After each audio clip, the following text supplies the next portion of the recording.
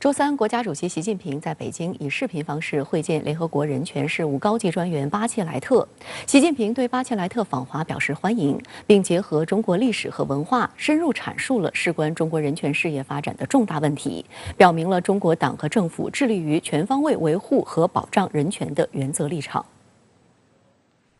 习近平强调，中国共产党从诞生那一天起，就把为中国人民谋幸福、为中华民族谋复兴作为自己的初心使命。100多年来，一直为人民利益而奋斗。人民对美好生活的向往，就是我们的奋斗目标。经过长期艰苦奋斗，中国成功走出了一条顺应时代潮流、适合本国国情的人权发展道路。我们不断发展全过程人民民主，推进人权法治保障，维护社会公平正义。中国人民享有更加广泛、更加充分、更加全面的民主权利。中国人民的人权得到前所未有的保障。习近平指出，人权保障没有最好，只有更好。中方愿意在平等和相互尊重基础上，同各方积极开展人权对话和合作，扩大共识，减少分歧，相互借鉴，共同进步，共同推进国际人权事业，造福各国人民。当前最重要的是做好4件事：一是坚持以人民为中心，努力让人民过上幸福生活，这才是最大的人权；二是尊重各国人权发展道路；三是统筹兼顾各类人权。对于发展中国家来说，生存权、发展权是首要人权。4是加强全球人权治理，促进和保护人权是全人类的事业，需要大家共同努力。在人权问题上不存在十全十美的理想国，不需要对别国颐指气使的教师爷，更不能把人权问题政治化、工具化，搞双重标准，以人权为借口干涉别国内政。巴切莱特表示，感谢中方克服疫情困难接待我访华，这是17年来联合国人权高专首次访华。我十分重视和珍惜这次访问，将同中国政府和社会各界人士广泛接触、直接沟通，相信这次访问将有助于我更好了解中国。我钦佩中方在消除贫困、保护人权、实现经济社会发展等方面所做努力和取得的成就，赞赏中方为维护多边主义、应对气候变化等全球性挑战、促进全球可持续发展等方面发挥的重要作用。高专办愿同中方加强沟通、探讨合作，为促进全球人权事业进步做出共同努力。丁薛祥、杨洁篪参加会见，王毅在广州参加了会见。联合国人权高专巴切莱特本周一开始对中国进行为期6天的访问，美西方国家却对他的访华行程说3道4。对此，外交部发言人汪文斌周三回应指，巴切莱特高专在华期间的活动安排均是根据其意愿，经双方充分协商进行的。此访目的是增进双方交流与合作，促进国际人权事业发展。中方一贯反对利用此事进行政治操作。巴切莱特此访将赴广东、新疆参访，并同各界广泛交流。但美国国务院周二非议称，巴切莱特在这种情况下同意访华是错误之举，并妄称美方不认为中方会允许联合国人权事务高级专员巴切莱特女士对新疆人权进行全面独立、不受操控的评估。外交部发言人汪文斌周三回应指，中方在人权高专来访的问题上的立场是一贯的。我们不仅欢迎高专来访，也欢迎各国各界人士访问新疆，亲身感受和了解一个真实的新疆。同时，我们反对搞有罪推定式的所谓调查，这一立场始终如一。相反，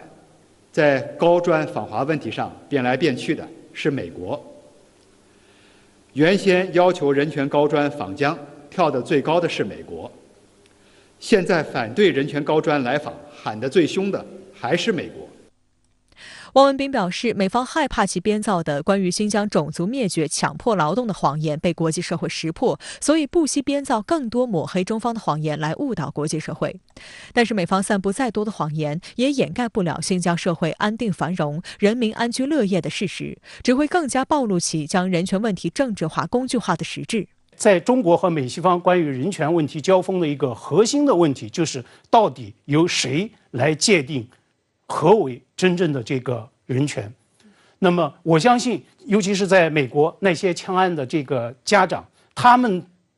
眼中的这种人权观，恐怕会完全的迥异于美国的那些个媒体的预设立场式的教师爷式的这样的一个判定。那么所以呢，我也非常期待联合国的这个人权高专他们可以通过这一次的这个访问，真正走进去，真正了解到当地的民众的他们的生活，真正的了解到他们如何通过这种中国过去几十年的它的这个真正的发展，那么切实的改变了自身的这种生存环境，甚至是实现了自身的这种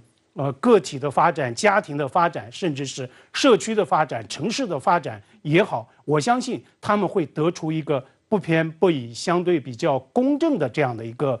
结论。我相信这也是对于美西方媒体在人权问题上对于中国的抹黑，这对于中国的无谓的这样的攻击，甚至是做有罪式的判定的一个最强有力的回击。巴切莱特曾于2006至2010年以及2014至2018年间2度出任智利总统，是第一位出任总统的智利女性。在结束第一个任期后，巴切莱特加入联合国，在2010至2013年担任联合国妇女署首位执行主任。2018年8月10号，巴切莱特获任命为联合国人权事务高级专员。公众号胡锡进观察发文表示，巴切莱特现在的位置深受西方力量的影响，在新疆事务近年遭到美西方密行抹黑后，他领导的联合国人权办公室与中方反复就他的中国新疆之行开展磋商。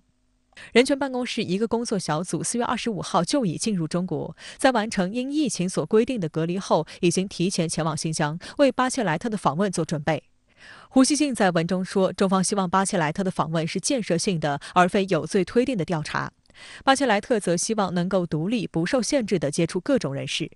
这次他的访问成行，说明双方达成了共识。胡锡进透露，自己曾在智利参加过一次巴切莱特莅临现场的会议，当时他给我留下了很不错的印象。他表示，我想作为一个媒体人对人权高专访问团说，请你们一定要深入现实，读懂新疆，把人权的崇高理念和新疆各族人民的真实渴望对接起来。可以说，联合国人权高专的这一次对华的访问呢，是全球关注。今天呢，可以说中国最高领导人的接见，并且呢和联合国人权高专来深入的这个交流中国的人权观，我相信这本身这次会见就已经充分传达了中国的这样决策层那么对于人权问题的高度的这个重视。我也注意到，那么这一次的这个会见的新华社的通稿中呢，它有特别的这样的一个表述，就是王毅在广州也参加了会见，那么这实际上也意味着这个王毅是在广州。那么现在呢，通过这一次的这个访问的这种安排，我注意到一个是在广东，一个是在新疆。那么广东可以说是中国改革开放的这个前沿，也可以说是中国的这个发展相对是可以说是最先进的一个地区之一吧。那么新疆当然了，这也是美西方在人权问题上一直密集攻击中方的一个主要的这个场域。中国的有一句俗话说得好，谣言止于智者，百闻不如一见。我也非常希望看到，那么联合国人权高专，那么通过自己的这种观察，通过和这个广东和新疆两地民众的广泛的这个接触，能够得出自己的相对公正的，能够经受得起历史检验的这样的一个结论。这实际上也是在向对外来传递我们的人权的理念。那么就像中国最高领导人他所强调的，那么中国的人权观的坚持认为，那么人的生存权、发展权是第一位的，尤其是在这个百年未有之大变局下，在全世界仍然在处于动荡的这样的一个大背景下，对于这个生存权、发展权的强调，怎么样都不为过。中国人民解放军近期接连展开演训，坚决维护国家安全。东部战区周三公布，近日解放军在台岛周边海空域组织多军兵种联合战备警巡和实战化演练，并明确指出，这是对近期美台勾连活动的严正警告。周二，中俄两国空军在日本海东海、西太平洋海域上空组织实施了例行性联合空中战略巡航。国防部发言人吴谦表示，此次行动不针对第三方，与当前国际和地区局势无关。东部战区新闻发言人施毅陆军大校周三表示，近日中国人民解放军东部战区在台岛周边海空域组织多军兵种联合战备警训和实战化演练，这是对近期美台勾连活动的严正警告。东部战区官方微博账号发文指，美方在台湾问题上说一套做一套，频频给台独势力壮胆打气，这是虚伪的、徒劳的，只会把局势引向危险境地，自身也将面临严重后果。台湾是中国的一部分，战区部队有决心、有能力挫败任何外部势力干涉和台独分裂图谋，坚决捍卫国家主权安全和地区和平稳定。在周三下午的外交部记者会上，有记者提问，中国军队近日在台海举行的军事演习是否与美国总统拜登涉台言论有关？发言人汪文斌作出回应：我愿意再次强调，美方虚化掏空一中原则，明里暗里怂恿支持台独分裂活动，不仅会给中美关系造成难以挽回的后果，也将使美国承担难以承受的代价。国防部新闻发言人谭克飞周三晚在回应记者问询时指出，中国人民解放军东部战区在台岛周边海空域组织多军兵种联合战备警训和实战化演练，就是针对美台勾连，根据维护国家主权和领土完整需要采取的必要行动。中国人民解放军整戈待旦，采取一切必要措施，坚决挫败外部势力干涉和台独分裂图谋。中国人民解放军近期接连展开演训，坚决维护国家安全。周二，根据中俄两军年度军事合作计划，两国空军在日本海、东海、西太平洋海域上空组织实施例行性联合空中战略巡航。这是自2019年以来，两国空军联合实施的第4次战略巡航，目的是检验提升两国空军协作水平，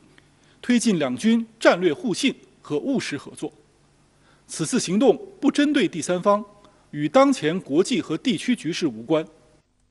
俄罗斯方面也称，此次中俄巡航是严格遵循国际法的有关规定，并未侵犯他国领空。根据国防部发布的消息，这次是中俄两国空军实施的第4次联合空中战略巡航。自2019年以来，每年中俄两军都举行联合空中战略巡航。两国已经搞了第4次战略巡航，而且是出动的战略轰炸机，本身就体现了两国的一个无论是国家之间还是军队之间相对比较高的一个互信。从时间上看，对比几次联合巡航，这次的巡航时长相较于以往也有所增加。新加坡联合早报指出，联合巡逻在日本和中国东部海域上空持续了13个小时，比上一次长了约3小时。从地点来看，前3次均在日本海、东海有关空域进行巡航。根据国防部通报，此次联合巡航首次进入西太平洋海域上空。军事专家王明亮此前做客央视栏目分析称，中俄以往的几次联合巡航聚焦东海、日本海空域，这说明东北亚相关区域是中俄两国共同关切的利益区。而此次联合巡航范围有所拓宽，这首先彰显了中俄两军的军事实力、装备能力。再有，如此大范围的联合巡航，也体现出中俄两军信任合作程度的加深。这次加上西太平洋区域，我觉得很正常，因为两国本身就是西太平洋国家，就是大国，所以战略轰炸机的出动一定它航程比较远，显示了这个两国这个战略轰炸机的活动范围还是比较广的啊，而且显示的两国的这种战略空中力量在相关的西太平洋空域是应该有它的存在感的。关于联合巡航使用的装备，俄罗斯国防部周二发布的视频显示，俄空天军图 95MS 战略轰炸机与中国空军轰 6K 战略轰炸机进行了联合空中巡逻。俄罗斯图 95MS 是俄罗斯最重要的战略利器，出镜率很高。对比图95轰炸机，图 95MS 取消了翼下机炮塔座、后机身观察窗以及部分电子对抗，从而使机身外观更加简洁。机头下方还增加了一台侦察雷达，侦察性能大幅提高，对大型目标的探测距离可以超过300千米。除此之外，图 95MS 可以采用内外挂的方式，最多可携带10几枚巡航导弹，可对敌方进行远距离打击。中方使用的轰 6K 是早期在轰6的基础上研制的新型轰炸机，也被称为战神，具备远距离打击、大区域巡逻的作用。轰 6K 的出现也让解放军首次实现了海陆空3位一体的打击能力。值得注意的是，韩国和日本对中俄战机进行了持续监视。韩国联合参谋本部称，当天下午3时40分许，韩方探测到4架解放军军机和2架俄罗斯军机在所谓防空识别区外围北上，韩方出动 KF-15、KF-16等战机升空伴飞。但韩方承认，中俄军机并未进入韩国领空。还有一名韩军消息人士透露，中方通过热线告知韩方正在进行例行演习，俄方则未通报有关情况。与此同时，被中国网友戏称为御用摄影师的日本防卫省统合幕僚监部也发布了新作。日方发布的图片显示，中俄军机组成编队巡航。同一时间，日方确认还有一架俄罗斯伊尔20情报收集机在北海道里文岛至能登半岛的公海上空飞行。日本航空自卫队战机紧急起飞进行监视。值得注意的是，中俄此举并不针对第三方，无论是韩国还是日本都表示中俄军机没有进入其领空。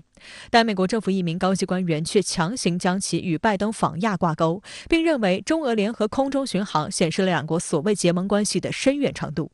日本防相岸信夫也附和称，鉴于目前正处于美日印澳四方安全对话领导人峰会期间，日方据此认为这些举动具有挑衅性，还称日本政府已通过外交途径向中俄就相关举动表示所谓严重关切。我们这个演习是完全合乎国际法的，是我们在国际海域、国际空域上空进行。那么365天的时间，由哪天来定这个演习，这是完全是中俄两国的主权，体现出了两个大国想要至少在东亚地区、西太平洋地区维持这种平衡，维持这种国际的安全维持这个和平发展。相关话题来连线特约评论员陈斌。陈先生您好，在美日印澳举行领导人会谈时，中俄举行空中联合战略巡航引起广泛关注，您对此如何看？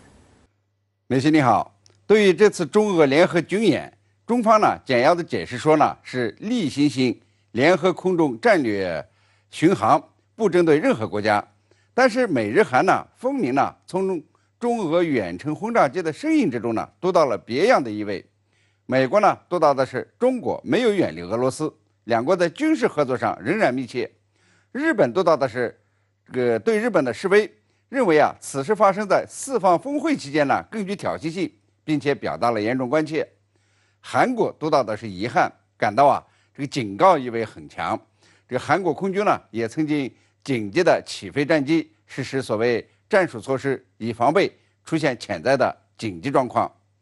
美日韩呢之所以读出这么多的意味，恰恰反映出他们的心虚，或者呢是变相的告诉人们，他们开会商讨印太安全和经济战略的目的所在，就是呢要围堵中国，制裁俄罗斯。对于美国来说呢，一直很担心中俄走近，联手对付美国的霸权，特别是乌克兰战争爆发以后，用各种方式冲淡和制约中俄关系。一些美国学者还担心这个中俄呢会形成欧亚联盟，平衡美国和北约。那么这次中俄联合战巡呢，是俄乌军事冲突以来这个中俄首次军事合作，美国呢就坐不住了。另外呢，俄罗斯外长拉夫罗夫说今后可以不与这个西方进行经贸，但是会和中国及可以信赖的国家继续合作，这都让美国焦虑。而对于日本来说呢，因为制裁俄罗斯，那俄罗斯呢终止了这个俄日领土谈判，日本呢还追随美国来遏制中国，掺和这个台湾事务，充当急先锋，所以呢对中俄联合战巡呢是格外的敏感。说挑衅，实际上呢是做贼心虚的流露。韩国新政府有明显的亲美倾向，并且对俄罗斯的态度很生猛，愿意呢参与到旨在与中国经济脱钩的这个印太经济框架。据说呢还有意加盟四方安全机制，对中俄联合战巡呢也挺忌惮。我们再看看中俄，你们不是口口声声要维护印太地区的自由和开放吗？那中俄轰炸机没有违反国际条约，没有进入日韩的领空，就是自由的飞行了13个小时，你们紧张什么，慌什么呢？这一飞呢，什么都不用说，也冲破了美国的印太战略，并且宣告这个美国围堵中国，这个限制俄罗斯的策略呢，是注定会失败的。好的，也谢谢陈先生跟我们共同在线分享您的观点，谢谢。美国总统拜登周二结束任内首次亚洲行，在这趟明摆着拉拢盟友、试图对抗中国的旅程中，日本恐怕是跳得最高的国家。首相岸田文雄同拜登会谈后大放厥词称，日美将在多个与中国有关的课题上紧密合作。两国领导人发表的联合声明更是赤裸裸操弄涉华议题，多处点名对中国进行指责。针对这些错误言行，中方急召日本公使提出严正交涉，表达强烈不满和严重关切。周二深夜，外交部亚洲司司长刘劲松紧急约见日本驻华使馆首席公使治水史雄，就日方在日美领导人会谈、日美联合声明及日美印澳四边机制峰会涉华消极错误言行提出严正交涉，表达强烈不满和严重关切。长期研究国际问题的学者苏晓辉向深圳卫视分析，此次中方约见的是日本驻华公使，而非驻华大使，释放出中方在日本配合美国猛烈的印太攻势，充当马前卒对华加压围堵的情况下，仍然保持冷静克制的态度，展现足够的战略定力以及对把控局势的一定自信。我们通过这种约见公使的方式来向日本传递信息，也表现出的是中方对于未来局势发展的一种自信。对于近时期日本在中日关系以及地区问题上释放出的一些错误的信号，中方已经非常清晰地感知到，对于日本当前外交政策的一些负面的变化，中方也是高度关注。所以呢，要向日方释放出信息，希望日本呢更加谨慎地考虑中日关系的发展，考虑日本作为一个地区国家，它应该扮演的角色和对于地区发展应该做出的积极的贡献。外界注意到，日本首相岸田文雄周一同访日的美国总统拜登会晤后发表的联合声明，执意操弄涉华议题，多处点名中国进行无端指责，并称将推进自由开放的印太，鼓吹在地区延伸武力威慑。除了老调重弹，在涉港、涉疆、涉台等议题上对中国内政指手画脚之外，此次的日美领导人联合声明还特别强调，拜登重申美日安保条约第5条适用于钓鱼岛。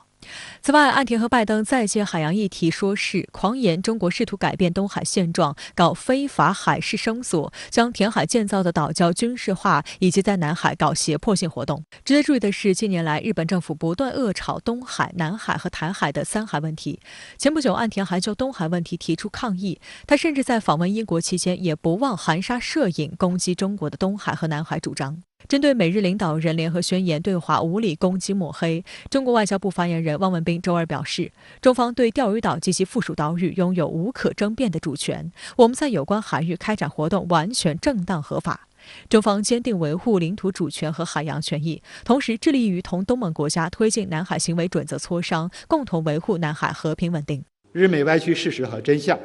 无视有关问题的历史经纬，严重损害中国领土主权，严重违反国际法和国际关系基本准则，才是地区和平稳定的真正威胁。在日美联合声明中，岸田和拜登还明确表示，有意深化在第三国进行联合演习和军事能力建设的合作，包括日本海上保安厅和美国海岸警卫队之间的合作。两人还对签署这2个机构的合作备忘录附件表示欢迎。日本知名历史学者都留文科大学名誉教授立原19四表示，日美双方表示要进一步强化军事同盟，加强美国以核武器与常规战力参与日本防卫的所谓延伸威慑能力，这是一个非常危险的动向。危険なのは核兵器共有なんて、これがね、かつての原子爆弾の核兵器の被害を受けた日本の政治家が言うことかっていうふうに思うんですが、核兵器核共有なんてことを平気で言ってるし、そういう点で全くね、核の傘っていうのはまさに欺瞞であって、逆にアメリカが日本の周辺に核兵器の基地とかを配備することによって、逆に日本の方が核兵器の先制攻撃されているっていう。对于日美企图通过抹黑中国来拉拢亚太地区其他国家，汪文斌一针见血地指出，亚太各国人民珍惜来之不易的和平发展环境，绝不允许将军事集团和阵营对抗引入亚太，拉帮结伙制造政治对立和军事对抗，注定失败。美国和日本在谈所谓的地区安全环境的时候，试图浑水摸鱼，把中国的内政问题与这个区域问题，甚至与乌克兰问题相提并论。所以呢，在当前，当日美在联合声明当中谈到中国威胁的时候，可以说既有非常明确的战略上的敌意，那同样呢，也是在进行一系列的议程的设置，似乎呢要通过这样的一种方式，为未来对中国进行围堵，包括插手中国的内政，制造更多的契机。所以这一点危险的动向是中方看得非常清楚的。相较于美日联合声明赤裸裸提及中国威胁，香港南华早报形容一天后举行的美日印澳四方安全对话领导人联合声明却字斟句酌，避免提及中俄。分析指出，这是因为四边机制中并非所有国家都对刺激中国以及将四方安全对话变成亚洲版北约这两件事感兴趣。与之相反，亚太区域国家更多希望在与美国合作时实现真正的经济一体化和利益，而不是被当作对抗中国的工具。4个国家考虑到的不仅仅是中国的反应，而更多的是考虑到未来美国的四方安全机制，它要进一步的扩大，要进一步的拉帮结派，尤其是近时期美国急于拉拢东盟国家，那么不能够让东盟国家产生更多的质疑甚至反弹，所以把基调放得低一点。是这一份声明表面上来看似乎是风平浪静，但实际上是暗藏玄机。再来关注半岛局势。据韩联社报道，周三朝鲜罕见的在同一天混搭发射1枚洲际弹道导弹和2枚飞行距离不等的短程导弹。韩军研判这一枚弹道导弹正是火星17型洲际弹道导弹。韩方认为，朝方此举可能意在展示分别突防韩美日反导网络的能力。而韩美两军也时隔4年零10个月后再次实施联合地对地导弹射击。据韩国联合参谋本部探测，周三清晨6点，朝鲜从平壤顺安机场一带发射1枚疑似为洲际导弹的弹道导弹。约37分钟、42分钟之后，又先后发射2枚短程弹道导弹。分析人士认为，拜登亚洲行的多场会谈都对朝鲜释放了极不友好的言论，朝鲜或以试射导弹进行回应。朝鲜他是有意在这个拜登走，然后才发射的，他并没有像美国这个情报单位所预测的，可能就在拜登在东亚行的时候来试射，所以也是算是给拜登一点小小的面子，但是也是让给美国一点点小小的施压这是双重的。韩媒报道称，作为对朝方举动的回应，韩美两军周三当天实施联合地对地导弹射击，这是美韩联军时隔4年零10个月后再次试射。美韩两军试射的是1枚玄武2和1枚陆军战术弹道导弹，方向也是瞄准朝鲜半岛东部海域，以彰显快速打击能力。周三上午，韩国总统尹锡悦紧急召开国家安全保障会议，他指示采取实质性措施，按韩美元首协议强化所谓延伸威慑执行力和韩美协防态势。所谓延伸威慑，指的是美国的核保护伞。日本方面对于朝鲜射弹也做出强烈反应。金泰孝表示，尹锡悦政府应对朝鲜军事行动有3个原则：首先是准确表达朝鲜发射武器的种类和型号；其次，对朝方一切军事行动都采取相应的反制措施；第三是通过韩美协防态势，共同采取反制措施，并同联合国等国际社会密切协作，管控局势。相关话题来连线特约评论员孙兴杰。孙先生您好。近日，外交部紧急约见日本驻华使馆首席公使治水史雄，就日方近期一系列涉华消极错误言行提出严正交涉。您对此如何看？中国外交部召见日本驻华首席公使，就一些错误的言论提出了交涉。一方面呢，日美两国领导人的联合声明中太关注中国了，好像日美两国领导人心里想的都是中国，这也反映了一个危险的趋势，那就是日美同盟越来越变成针对中国的一个同盟。另一方面，印太战略的一些多边会晤也是在日本召开的，包括四方对话、启动印太经济框架等等。虽然拜登的亚洲之行首站选择去了韩国，但是日本是这次亚太之行的重心和重头戏，尤其是日美领导人联合声明进一步显示了美日双边同盟在印太战略中的特殊的地位。第一呢，印太战略是美国主要的战略规划。拜登借着这次访问行程，就是想吹响印太战略的集结号，尤其是启动包括13个成员国在内的印太经济框架。印太经济框架推出之后，各方也看到，这只是一个倡议和框，涉及到很多高级的议题，尤其是技术产业链，但是并不是所有的成员国都有能力跟美国建立一个排他性的产业联盟。更重要的是，这个框里面没有市场准入和关税的问题，不能为成员方提供分享美国市场的优惠条件，这等于说是画饼充饥。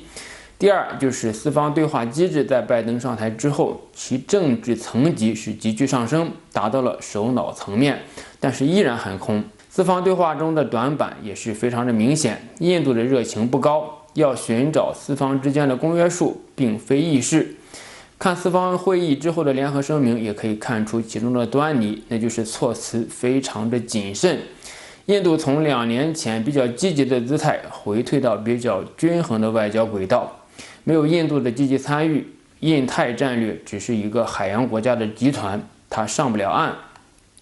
第三就是印太战略还是个概念，其中合作的机制呢是碎片化的，这是非常有意思的一个现象。原因就在于亚太地区的合作已经形成了自发秩序和逻辑。亚太和印太呢虽然只有一字之别，但是呢其中的内涵迥异，一个是地缘经济合作的概念，一个是地缘政治的概念，所以拜登吹响了印太的集结号，在亚太地区也很难集结。而亚太国家能够做，而且能够做成的是不断的做实和提升现有的合作机制，比如说 RCEP 已经落地生效，反映了亚太和平、合作、发展的时代潮流。韩国联合参谋本部说，朝鲜今天先后发射3枚弹道导弹，而美韩今天也联合射弹。那您对半岛态势有什么样的观察？随着文在寅总统的卸任，2018年以来，半岛形成的缓和的周期呢，也就正式结束了。事实上呢，这一缓和的态势已经受到了很大的削弱。而韩国大选之后呢，政党轮替，保守派上台，阳光政策呢也就正式结束了。尹锡悦总统多次表达了要以强硬的姿态来应对朝鲜的核导威胁。在我看来现在半岛形势处于重置的状态。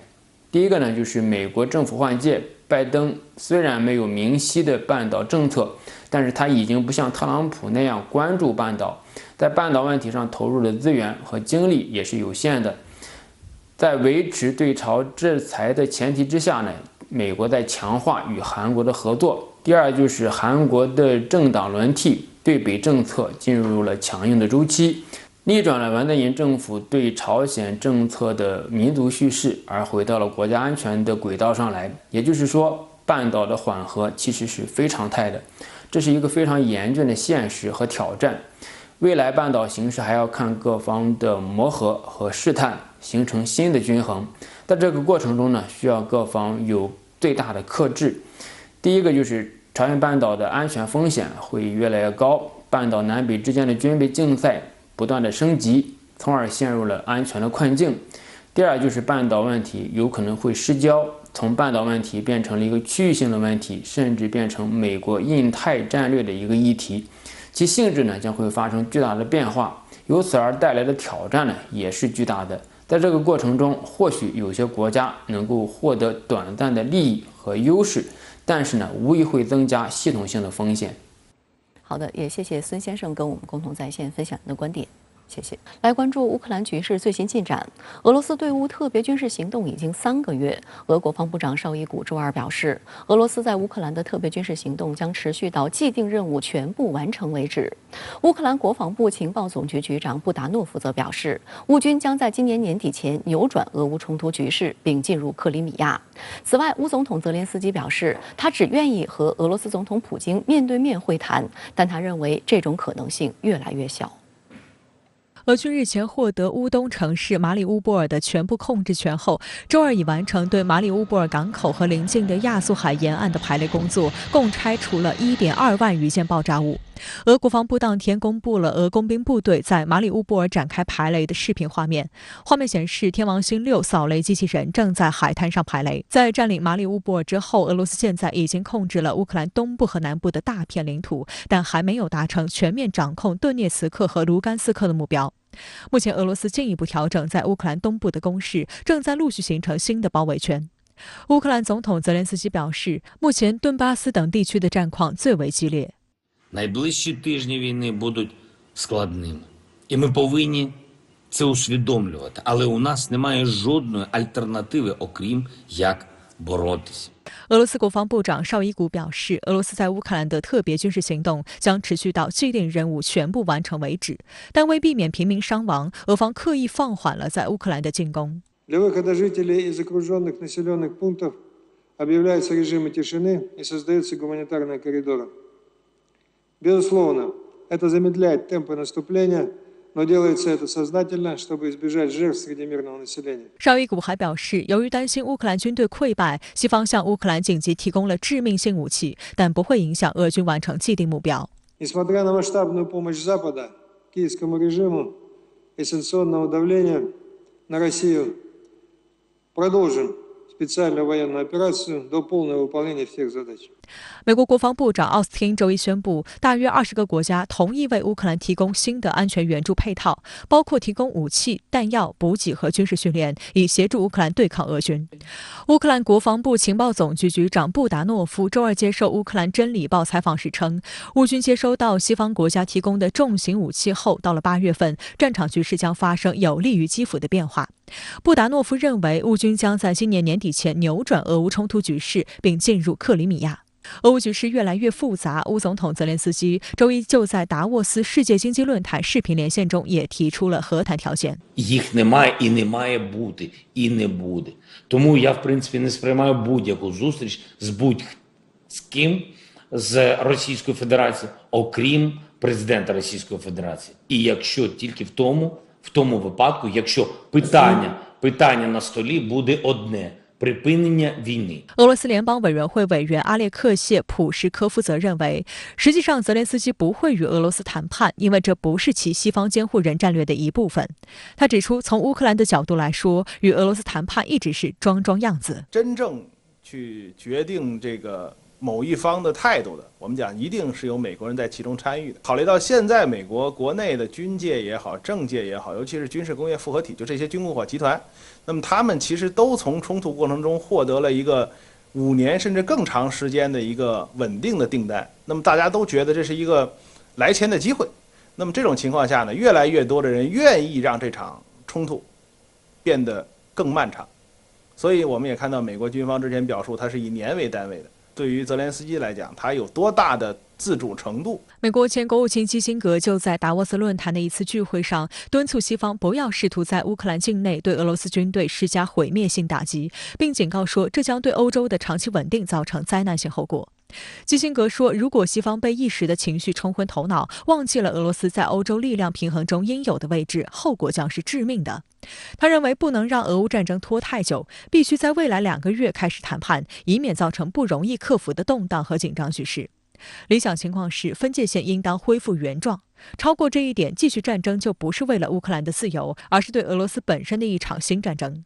基辛格还表示，乌克兰的适当角色是成为一个中立的缓冲国，而不是欧洲的边境。乌克兰政府强烈批评基辛格的说法。乌克兰谈判代表总统顾问波多利亚克周二在社交媒体上发出基辛格与俄罗斯总统普京会晤的照片，讽刺基辛格态度亲俄，是达沃斯恐慌者。观察指出，基辛格的言论代表了西方社会态度的一个潜在的变化。有越来越多的迹象表明，俄乌冲突在全球造成了广泛的通胀和汇率急剧波动，继能源价格飙升后，还将引发粮食价格大涨，引发广泛社会问题。匈牙利总理欧尔班周二就表示，俄乌冲突对匈牙利能源供应、经济安全及其居民的人身安全和家庭财产安全等构成持续威胁。他宣布，自当天午夜起，全国进入紧急状态。匈牙利成为第一个因俄乌冲突宣布进入紧急状态的欧洲国家。A világ egy gazdasági válság küszöbén áll.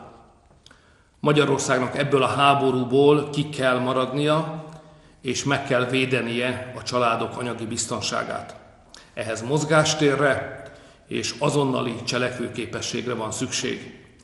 A kormány az alaptörvényben biztosított jogával élve ma éjféltől kihirdeti a háborús veszélyhelyzetet.